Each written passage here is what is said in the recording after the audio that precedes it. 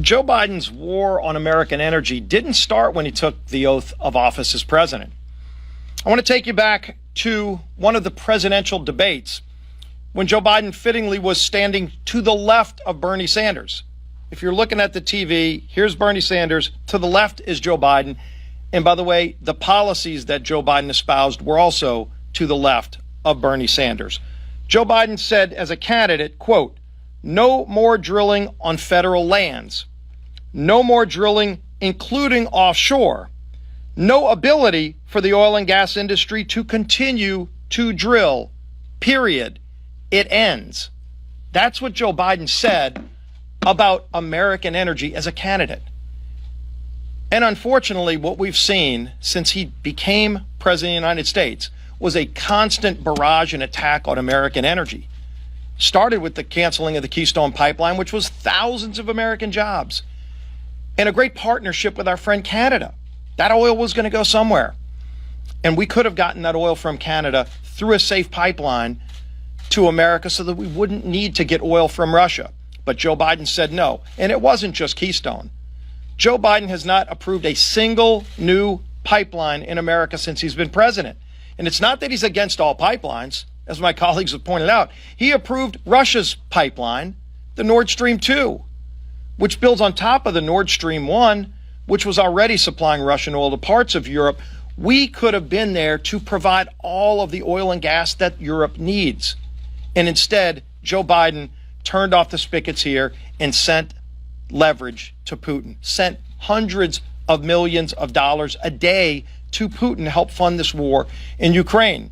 And when we look at gas prices, immediately as Joe Biden said no on federal lands, as he promised as a candidate, said no offshore to drilling, he then continued to attack through the regulatory agencies. Just about every regulatory agency out there is going after the ability for us to produce energy in America. And is it any surprise that not long after he did it, you saw prices starting to skyrocket? Not after Putin invaded Ukraine, but well before Putin invaded Ukraine, Joe Biden's attack on American energy had led to sticker shock at the pump. The pain at the pump is real. And by the way, it hits lowest income families the hardest. When Joe Biden just released his budget last week, he proposed another $45 billion in new taxes on oil and gas. That means families who are struggling already because of all the inflation, not just high gas prices, but inflation because of President Biden's massive trillions of dollars of spending here in Washington that's rising the cost of everything. He wants to now raise $45 billion in additional taxes on oil and gas. And by the way, unfortunately, the only promise I think he's kept is to go after American energy. He also promised that he wouldn't raise taxes on any American making less than $400,000 a year. Remember that promise? Joe Biden's broken that promise multiple times, and the latest of which is in his budget, because by proposing $45 billion in new taxes on oil and gas, the people that will pay that the most are low-income families, not the millionaires and the billionaires that he talks about in his speeches. He's going to be kicking in the gut with higher taxes those people making less than $50,000 a year.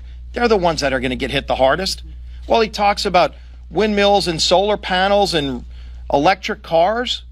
We're for all of the above energy. But go look at who's buying the electric cars right now. And by the way, if you bought an electric car today, you can't plug that into a tree. You've got to plug it into an electric outlet that gets power. And most of that power comes from fossil fuels, which Joe Biden continues to attack. So the record's clear. People get this. As Elise said, the American people are smarter than Joe Biden gives them credit for. They know it's Joe Biden's policies, anti-American energy policies, that have led to this skyrocketing sticker shock at the pump, where it costs over $150 in some cases to fill your car. It doesn't need to be this way. We can be lowering the cost of energy, not by raiding the Strategic Petroleum Reserve, which, by the way, the price today is above where it was when Joe Biden raided it yet again for the third time in his presidency. Let's open up American energy. Let's take power away from all the dictators of the world. Putin, whether it's Iran, Venezuela, stop begging dictators to produce our energy when we can produce it right here in America. By the way, cleaner than anywhere else in the world. You want to lower carbon emissions globally? Make more American energy. Make more products in America. Stop attacking American production and American workers. We're calling on Joe Biden to open up the spigots, and we're going to continue as Republicans to push for the policies that will open up American energy and lower the cost of gasoline at the pump. With that, we'll be happy to take some questions. Yeah. So how do you guys plan to direct your questioning? What's your message to the oil executives tomorrow? I'll let Jeff answer as well.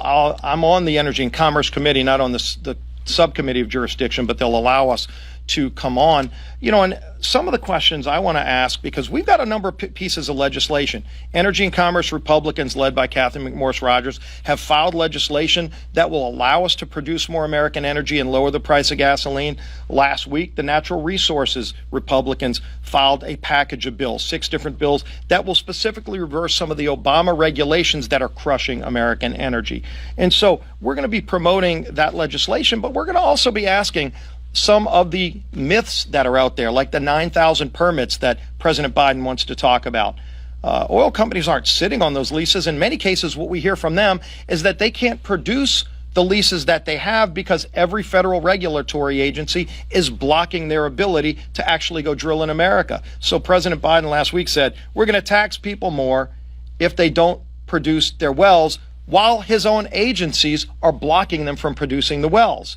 So isn't that ironic, where the Biden administration first blocks them from doing their job and then says they're going to fine them because they can't do their job? We're going to have those kind of conversations.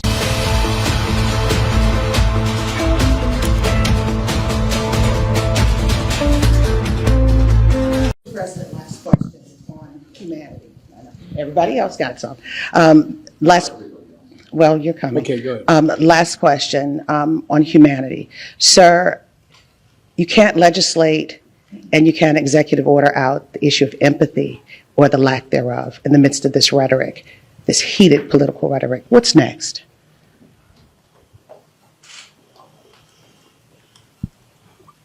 Part of what I think leadership requires, and I hope I meet the standard, is letting people know you understand their problem. Again, my dad used to have an expression. He said, I don't expect the government to solve my problems, but I expect them to at least know what they are, understand them. And like a lot of you, we've been very fortunate as a family, but we've also been through a lot of fairly tough times. And I've had the great advantage of having a family to get through them. When my first wife and daughter were killed when a tractor trailer broadsided them and killed my wife and killed my first wife and killed my daughter. And my 2 boys were expected to die. It took the jaws of life 3 hours to get them out there on top of their dead mother and dead sister. I understand what that pain's like. And when Jill and I lost Bo after a year in Iraq, winning the Bronze Star Conspicuous Service Medal, a major in the United States military, came home with stage 4 glioblastoma because he lived about between 200 and 500 yards from a burn pit that's 10 feet deep and as big as a football field, burning every toxic waste you could find. You know, I think that we understand what it's like to lose family members, mothers, fathers to cancer. All of you been through that kind of thing. We've been fortunate, though. We've had each other. We've had strong families, Jill's sisters, my brothers, my sister. And so what we can do to deal with that empathy is make sure there's help available. Make sure there's people who are there to help, whether they are psychologists or whether they're medical doctors or whether they're social workers, to be there to help just hold a hand. And for example, we can do an awful lot for a lot of families, the families you're talking about, if we reinstate this child tax credit. It cut child poverty by 40%. When it was in place. I couldn't get it passed the second time around. So there's a lot we can do. And the empathy is not just talking about it, it's communicating to people you genuinely understand. And I hope a lot of people don't understand, because I don't want people having to know the pain. But the second piece of that is let them know that you are there to help. You're there to help. And one of the things I've talked with Vivek Murthy about, and a lot of you have written about it, and you've written it well about it, is the need for mental health care in America. You know, when we got elected, there were something like, I don't know, 2, 3, 5 million people who gotten their COVID shots. Well, in the meantime, I got over 220 million people, all 3 shots. But in the meantime, what happened? We lost over 1 million dead. 1 million dead. I read one study that for those 1 million people, they had 9 people who were each one had averaged 9 people close to them. A relative, someone they're married to, a child, someone close. The impact has been profound. Been profound. Think of all the people, think of all your children and your grandchildren who didn't have that senior prom, who didn't have that graduation party, who didn't have all the things we had that we took for granted, that impact on their psyche. So there's a lot we have to do.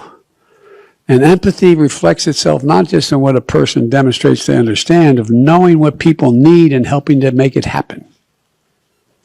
And we're trying to do that. And a lot of Republicans trying to do it too. I don't mean this is a partisan thing. A lot of people are trying to do it because they know we got a problem.